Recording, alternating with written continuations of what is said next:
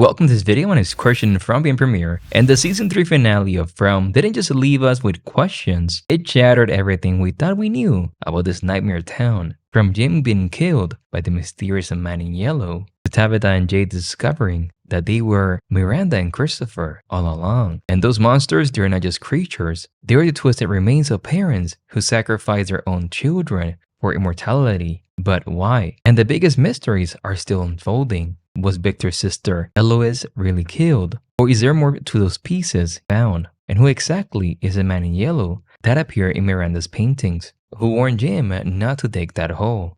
Your wife shouldn't have dug that hole, Jim. And now that we know the dark reality about the monster's origin, what happened next in this town, where even hope itself becomes a weapon? So today we're diving into the burning questions led by that mind-bending finale and piecing together the clues that could reveal what's coming in season 4. Welcome and let's begin. It's because we've been here before. So the first thing, when Victor takes Henry to Miranda's gravesite, he makes a cryptic confession about finding pieces of Eloise, but it's his choice of words that should make us all pause for a moment. All I found were pieces. She was so small, there was not much left. But the biggest clue, he says, I think so. I think so. Suggesting that even after all these years, there's still some unanswered questions. This becomes even more significant when we look at the bigger picture. From has shown us time and time again that nothing is quite what it seems. The monsters are former parents who sacrificed their children, and Tabitha is actually Miranda reincarnated. Even the seeming random numbers in the bottle trees turn out to be musical notes. So why would Victor's memories of her sister be any different? There's also the matter of timing. Victor remembers this crucial detail about her sister, just as the series reveals the horrifying reality about the monsters sacrificing their children for immortality. I mean, he doesn't know this, but could these pieces Victor found have been part of her or something else entirely? Could Eloise have been taken by the boy in white, just as he's been guiding the other children throughout the series? And maybe she's alive, but who knows? The show creators are masters of misdirection, and Victor's doubtful "I think so" feels so deliberately placed. Maybe even Julie saved her, just as Tabitha discovered her true identity as Miranda. Could season 4 reveal that Eloise's story is not finished? After all, in a town where the dead don't always stay dead, and past lives come back in unexpected ways, her death may be another part of the mystery. Now, season 3 finale delivered one of From's most shocking moments. The man in yellow brutally killed Jim. But this was not just a random act. Look closer how the pieces connect. This figure appeared in Miranda's paintings, then his voice back in season 1, warning Jim and Tabitha not to dig that hole. Now he emerged back again, just as Tabitha discovered that she's Miranda. But where it gets really interesting, the man in yellow timing is crucial. He shows up right after Tabitha and Jade unlock their past lives through the bottle tree music. We can imagine that he's the creator of this town, desperately trying to keep these past lives buried. Or is he something far worse? Perhaps one of the original parents who sacrificed their children, or even the parent or the father of the boy in white. So it's like a fight between the boy in white and the man in yellow. I mean, his connection to Miranda, as we know, feels significant because as we know, Miranda was chosen to save the children, as she, Miranda, was a past life of someone else. And if Tabitha is her reincarnation continuing this mission, the man in yellow could be the opposing force, making sure that the children stay trapped. I mean, think about it, just as Tabitha again got closer to understanding her role in freeing the children,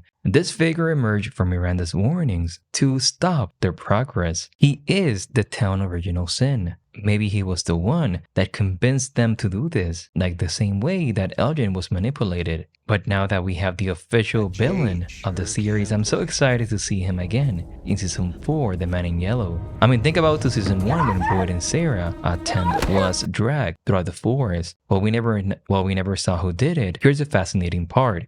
He could not or would not directly harm them back then because maybe by Jade playing that music, he allowed him to do whatever he wants. And now fast forward to season 3 finale and he kills Jim. So again, after that, bottle tree music is played. So what I'm thinking is that the bottle tree, they have like special properties that much like the talisman and block the monsters. But now the man in yellow is in broad daylight. So that's going to be huge moving into season 4. Even when the man in yellow says about how Jade sure knows how to play.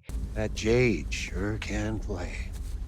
Suggests that when he did this, it destroyed not the bottle tree, maybe like the spell. I mean, if you see it a different way, leave it in the comments below. But what we're seeing is a cosmic game of chess, going all the way back to season 1, where you can only make certain moves under specific conditions, and not the opposite. Like he said, knowledge comes with a price. Now the huge question, if the man in yellow has been constrained by the rules, what happens now that some of those rules are being broken? With Tabitha remembering she's Miranda and Jade that he was Christopher, and now the music being played, the game is changing like the boy in white said. This connects to the boy in white role because it's fascinating when we understand the true nature of the town. He's been guiding certain residents, Victor and Tabitha, but now his actions raise more questions. Why didn't he warn them about the man in yellow or about everything else? I don't know, it's so confusing. And then who is the boy in white? Think about this pattern. He appears at crucial moments, just providing enough information to move people towards discovery, but never enough to keep them safe.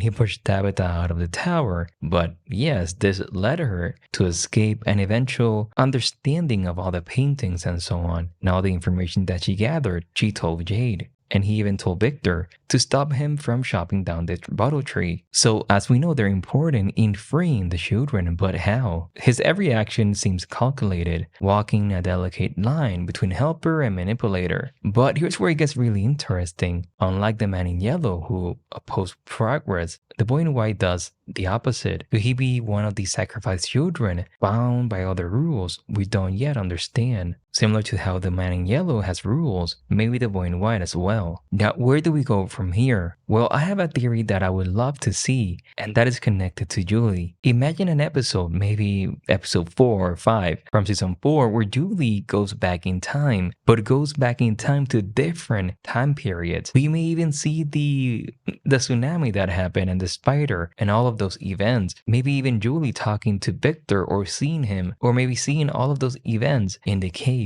And maybe all the information that she's gonna bring is gonna help them in the future. However, as we know, she cannot change the past. How did she was able to help Boyd? Well, because as we know, Boyd was in this chamber that works different, that you have to access with fire. So this is like a different scenario as maybe time in this place doesn't move. But I feel that that line about Ethan saying that she's a story walker is really important, because as we know, that means that only what she sees in the past cannot be changed. Like we see with Jim, which is just so sad, because imagine knowing that he died and now seeing him dead. But what's interesting about this is that as we know, she's going to go into different time periods, going from that boy in season 1, which we see in the caves. I'm so excited for this, but where do we go in the story? Well, I imagine now that Boyd is not going to be the sheriff anymore. And what's exciting about this is that we have the deputy now becoming sheriff, which is going to be Kenny, and Acosta's going to take another role.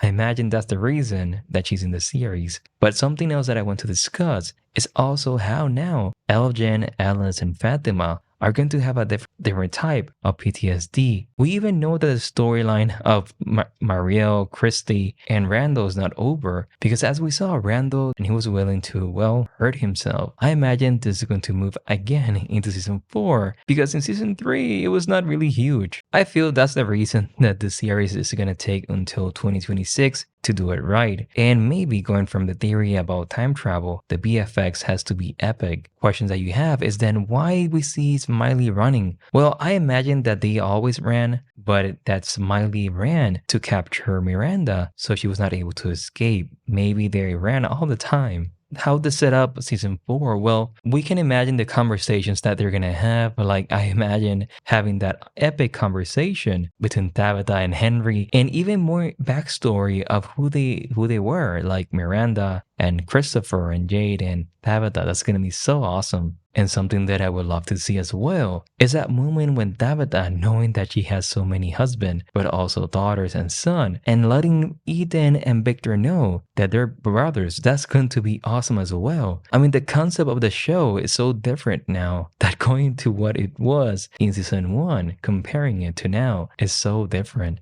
So that's a quick video I wanted to do today. How excited are you that you have to wait until 2026 to see what's gonna happen next? RIP Jim. I know we're gonna see him through time travel, but it's still so cool. But that's the video for today. My name is Christian from being Premiere, and I will see you in the next one. Bye bye, everyone.